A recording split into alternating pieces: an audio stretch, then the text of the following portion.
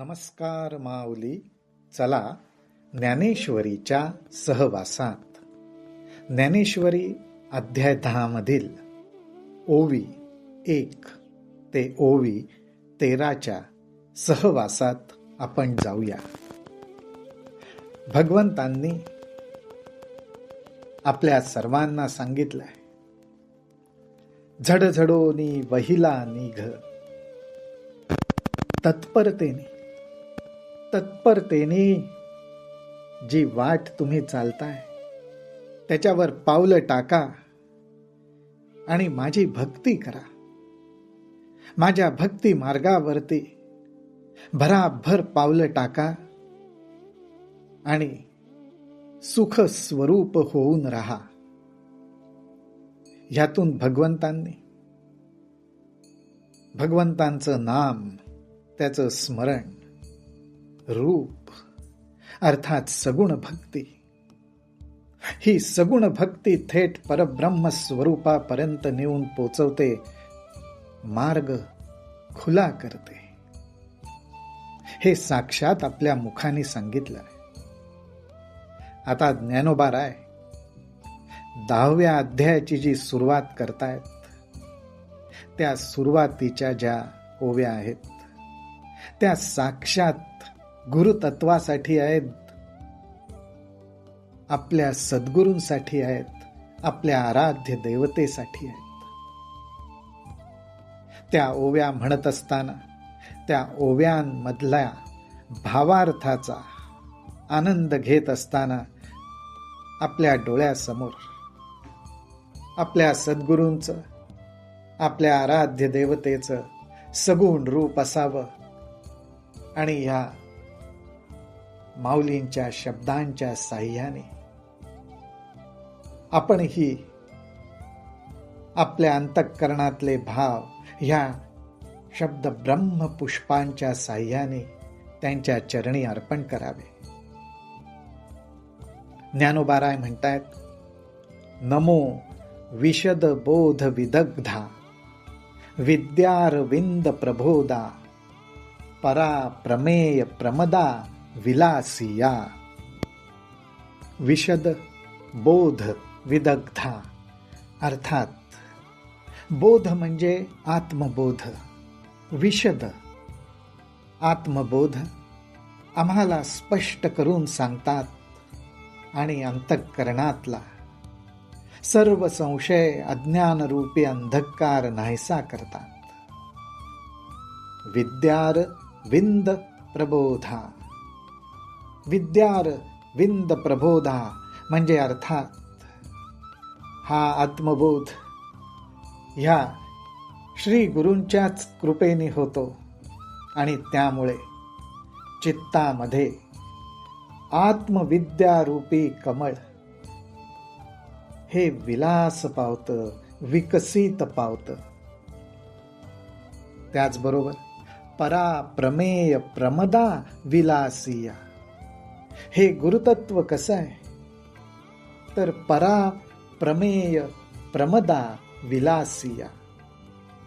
परा म्हणजे जणू काही पराशक्ती, जी आत्मविद्या, ही आत्मविद्या जी प्रमेय अर्थात परब्रह्म,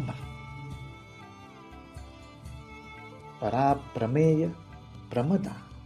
इथे प्रमदा आणि विलासिया म्हटलेलं आहे. ह्याचाच अर्थ असा की ही पराविद्या जी आहे ती जणू काही एखादी शक्ती आहे आणि त्या शक्ती स्वरूपाबरोबरच जे विलास करण्यात रमलेले आहेत अर्थात त्या शक्ती मातेच्या साह्याने. प्रमेय म्हणजे परब्रह्म, त्या परब्रह्माचा जे आनंद घेत आहेत, तोच विलास सोहळा जे उपभोगतायत त्या श्री गुरूंना नमो अर्थात नमन केलेला आहे. नमो संसार तम सूर्या अप्रतिम परमवीर्या तरुण तर तुर्या लालन लीला. हे सद्गुरु तत्व कसं आहे तर संसार तम सूर्या.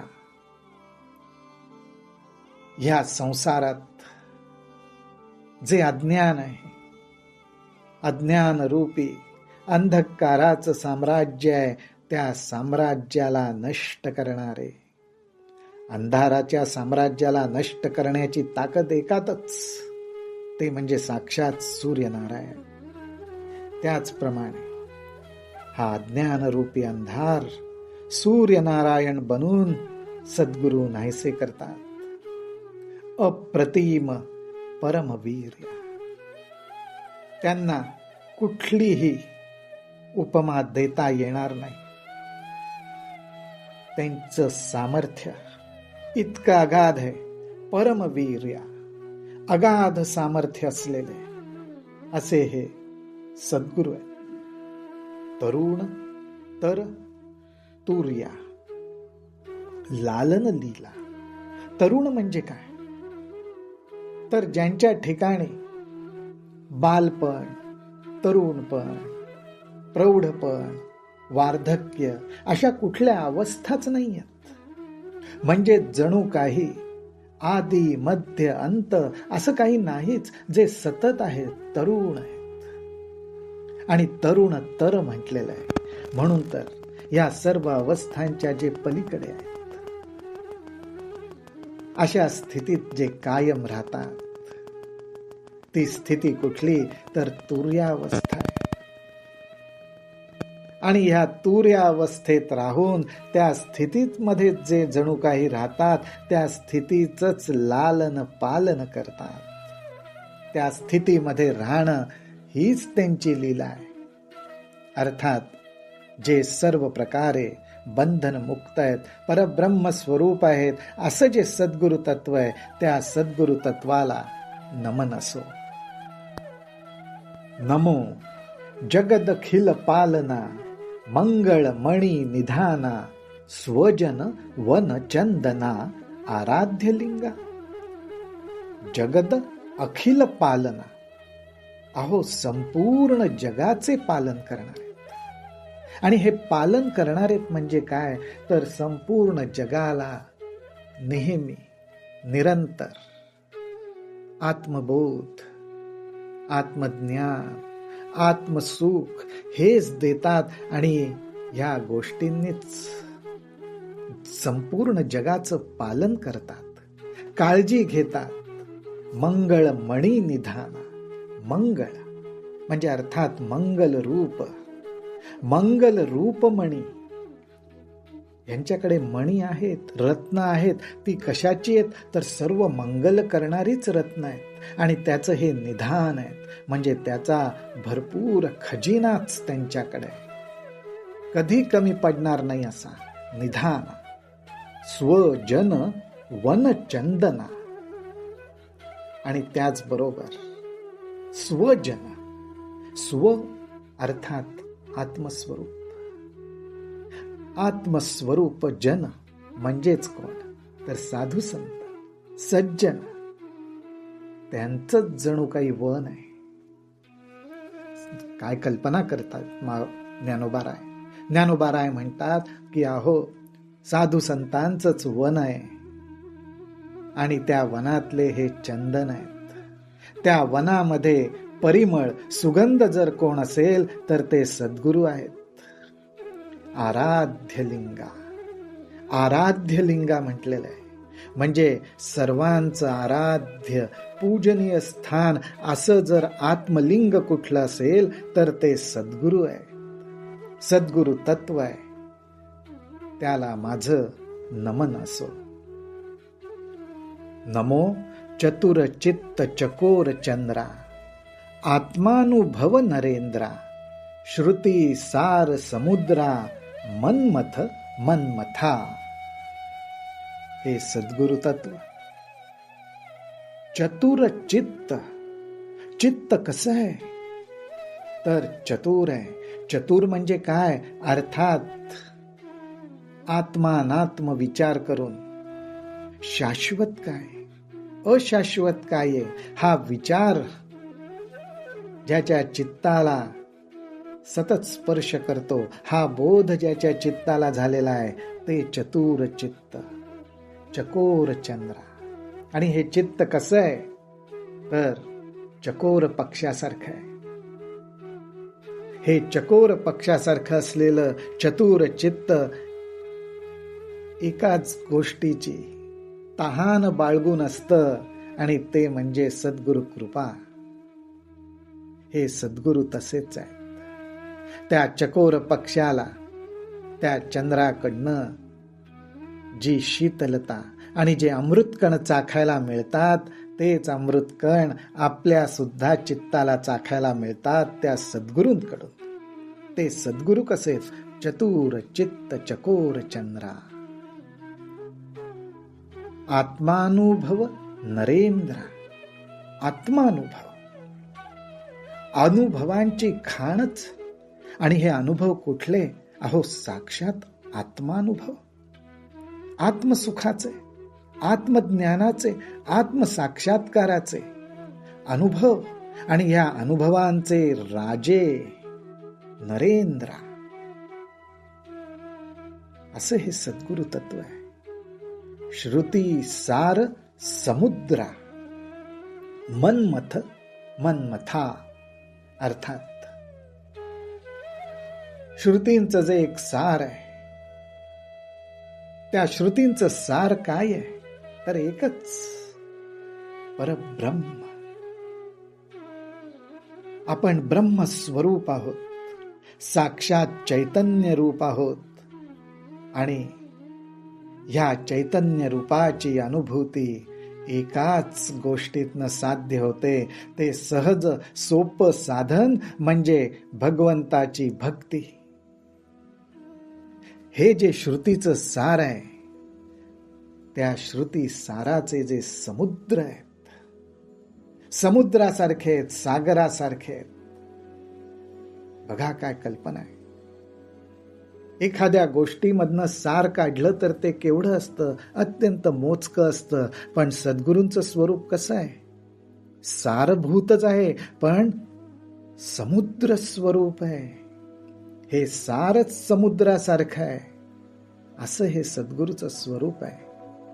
आणि मनमथ मनमथा म्हणजे काय तर कामालाही म्हणजेच इच्छा शक्तीलाही जे आकर्षित करून घेतात. इच्छा शक्ती मन आणि बुद्धीला वश करते. पण सद्गुरु तत्व कसं आहे तर जे इच्छा शक्तीलाच आपल्याला वश करून घेतात. इच्छा शक्ती सुद्धा ज्यांच्याकडे आकर्षित होते, असं हे सद्गुरु तत्व मनमथ मनमथा. अशा ह्या सद्गुरु तत्वाला नमस्कार असो. नमो सुभाव भजन भाजना भवेभ भवेभ कुंभ भंजना विश्वोद्भव भुवना श्री गुरुराया.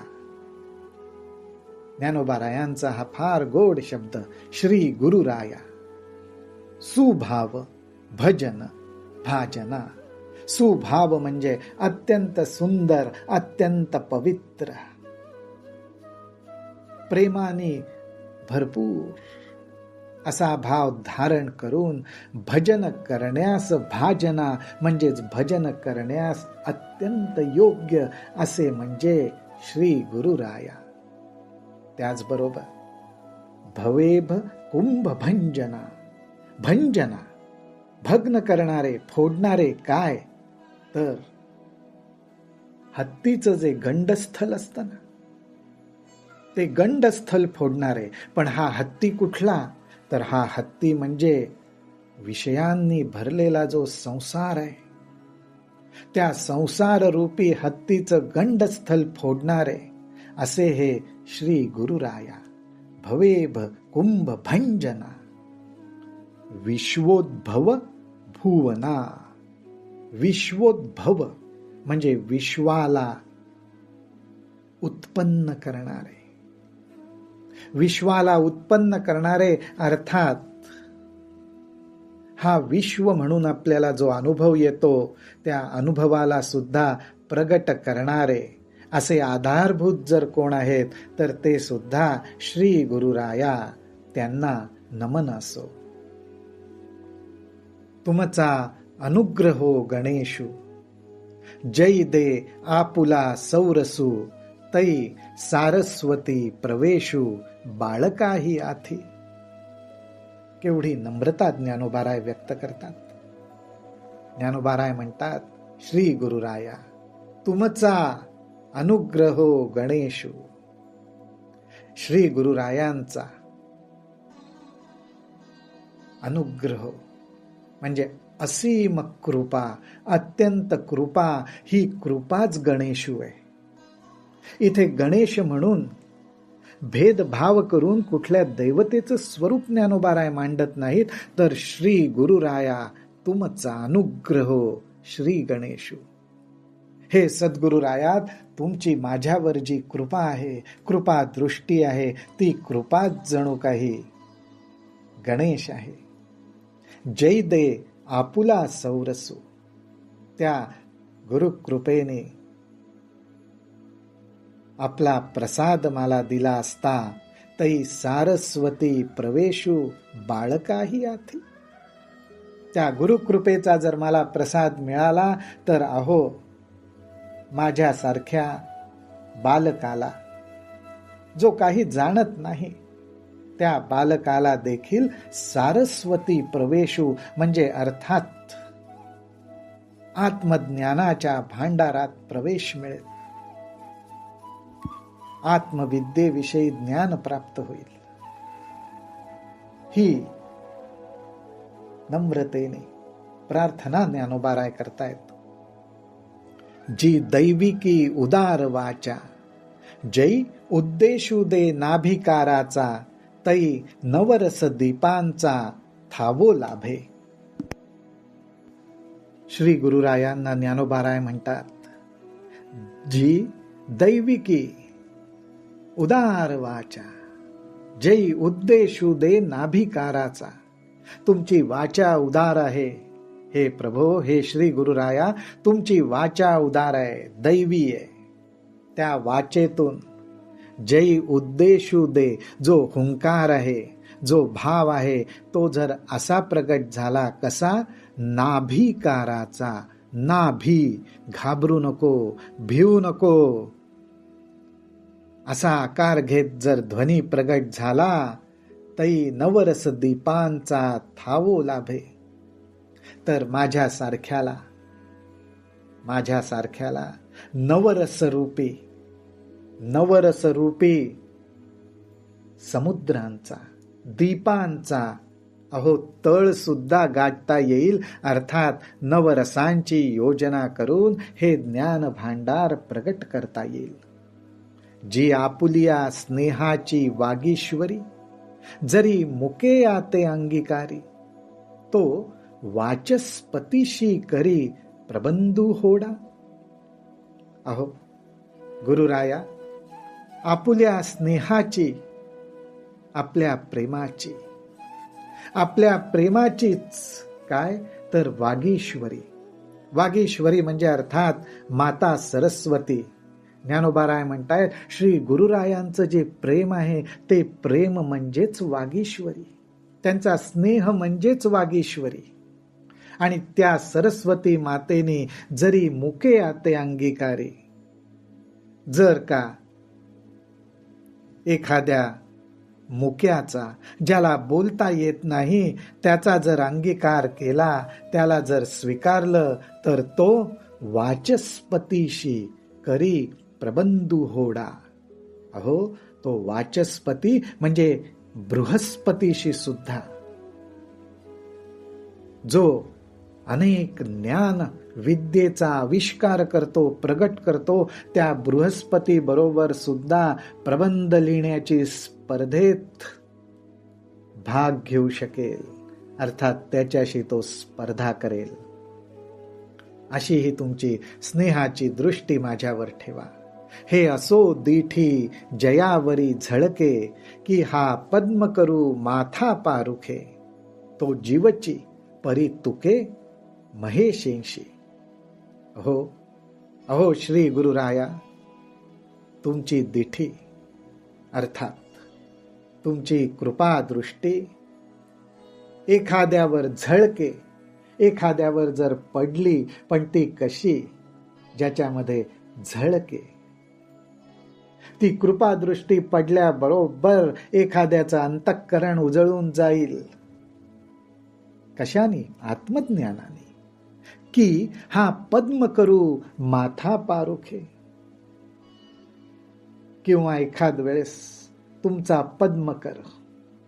अहो पद्म अत्यंत कोमल असा हा तुमचा हात एखाद्याच्या माथा डोक्यावर तुम्ही ठेवाल, त्याची पारुखे म्हणजेच काय तर अलगद ज्याच्या डोक्यावर ठेवाल, तुमचा कृपा दृष्टीचा हात, तुमचा प्रेमाचा हात एखाद्याच्या डोक्यावरती तुम्ही जेव्हा ठेवाल, तो जीवची परी तुके महेशेंशी. तो बघायला जाल तर जीवच, परंतु तो जीव त्याची तुलना महेशेंशी म्हणजे शिवतत्वाशी होऊ शकते. त्या जीवाचा जीवभाव शिवभाव होऊन जाऊ शकतो.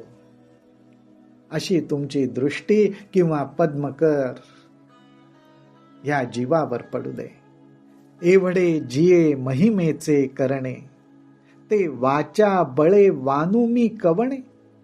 का सूर्याची अंगा उठणे लागत असे.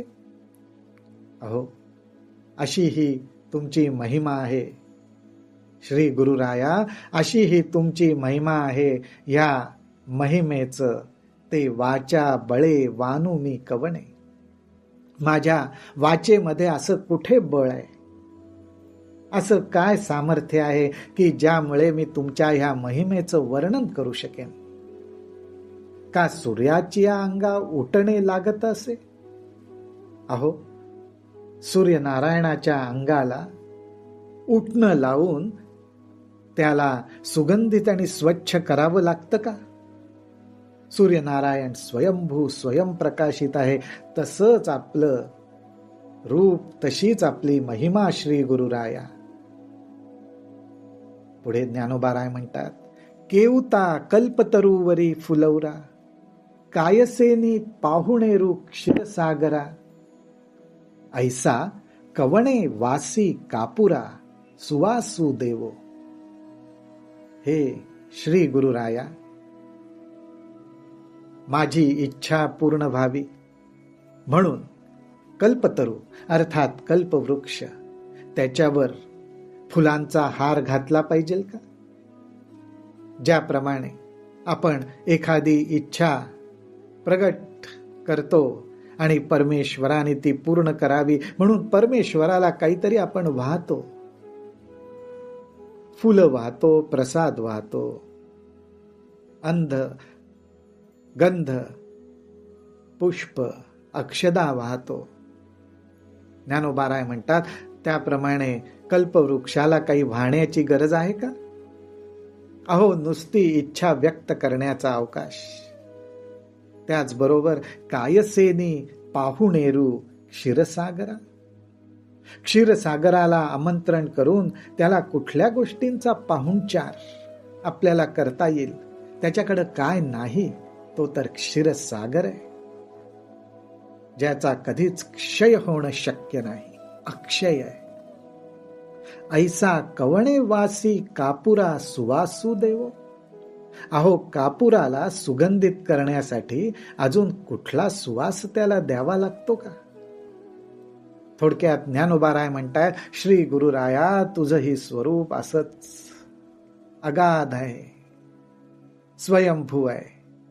चंदनाते कायसेनी चर्चावे, अमृताते केवते रांधावे, गगनावरी उभवावे घडे केवी. त्याचप्रमाणे ज्याप्रमाणे भगवंताच्या सगुण रूपाला आपण ओटी लावतो, सजवतो. ज्ञानोबाराय म्हणतात, चंदनाला कशाची ओटी लावायची? आणि त्याचबरोबर अमृतासारखे आपण स्वादिष्ट खाद्य पदार्थ तयार करतो. ज्ञानोबाराय म्हणतात, अमृताला केवते रांधावे. अमृतालाच आपण शिजवावं लागेल का? अमृतावर काही उपचार करावे लागतील का, की ज्याच्यामुळे अजून स्वादिष्ट पदार्थ निर्माण होईल? रांधणे म्हणजे शिजवणं, स्वयंपाक करणं. अमृताला त्याची काय आवश्यकता? ते स्वयंभू आहे, परिपूर्ण आहे. गगनावरी उभवावे घडे केवी, किंवा गगनापेक्षा उभवावे अर्थात उंच व्हावं, असं कधी घडेल का? असं आपलं महिमेचं स्वरूप आहे. हे श्री गुरुराया, तैसे श्री गुरुचे महिमान, तैसे श्री गुरुचे महिमान, आकळीते के असे साधन, हे जाणोनी मिया नमन निवांत केले. ज्ञानोबाराय म्हणतात, हे जे दृष्टांत आहेत, ह्या ज्या उपमा आहेत, त्याप्रमाणे अहो श्री गुरूंचं महिमान आहे. आकळीते, आकलन, हे समजणं कसं शक्य आहे आणि हे समजून घेता येईल असं कुठलं साधनही नाही. हे लक्षात आल्याबरोबर हे जाणोनी मिया नमन केले, हे जाणोनी मिया नमन निवांत केले. असं हे श्री गुरूंचं महात्म्य समजल्यावर आणि ते प्रगट करण्यासाठी, समजून घेण्यासाठी कुठलंही साधन नाही हे लक्षात आल्यावर मी मनालाही बाजूला ठेवलं, न मन मनालाही बाजूला ठेवलं आणि तेच नमन निवांत केले शांतपणे. श्री गुरुरायांच्या चरणी नतमस्तक झालो. रामकृष्ण हरी, रामकृष्ण हरी, रामकृष्ण हरी.